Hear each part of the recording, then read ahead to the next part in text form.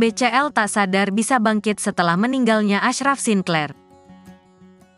Berita seleb terkini. Bunga Citra Lestari atau BCL mengaku dirinya kini sudah menyadari jika suaminya Ashraf Sinclair meninggal. Menurut BCL, nasib yang dialaminya termasuk berat karena tidak menduga sama sekali suaminya meninggal dunia begitu cepat.